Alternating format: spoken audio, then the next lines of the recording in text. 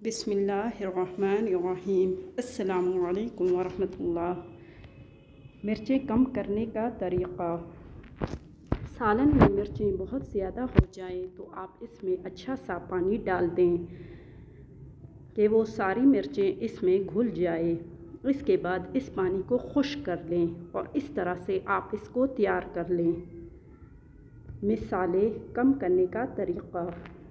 अगर आप मिसालों को कम करना चाहते हैं तो इसके लिए आप सालन को भूनते वक्त इसमें 3 से 4 चम्मच दही शामिल कर लें। इससे भी आप सालन को अच्छे तरीके से तैयार कर सकते हैं। इस तरह सालन से मिसाले बिल्कुल कम हो जाएंगे, यानी नॉर्मल हो जाएंगे। नमक कम करने का तरीक़ा। नमक ज़्यादा हो जाए तो अगर सालन में नमक ज़्यादा हो जाए तो इसके लिए आपको आटे की छोटी छोटी गोलियां बना लें, इनको सालन में शामिल कर लें। थोड़ी देर हल्की आंच पर पकाएं। इस तरीके से सालन में नमक कम हो जाएगा। याद रहे कि सालन में थोड़े पानी का होना चाहिए, लिहाजा अगर सालन में पानी कम है तो थोड़ा सा पानी बॉयल करें और इस पानी को डालने के बाद आटे की गोलियां भी डालें। हल्की आंच पर पकने दें। आखिर में गोलियां सालन से निकाल दें।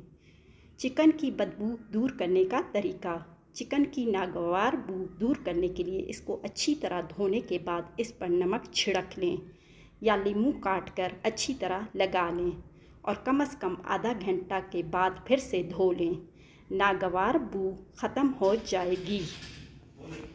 नरम रोटी बनाने का तरीका। नरम रोटी बनाने के लिए आटा गूंथते वक्त 2 चम्मच कुकिंग ऑयल डाल दें और आटे को यकदम ना गूंदें बल्कि आहिस्ता आहिस्ता पानी डालें और आटे के लिए हमेशा नीम गर्म पानी इस्तेमाल करें।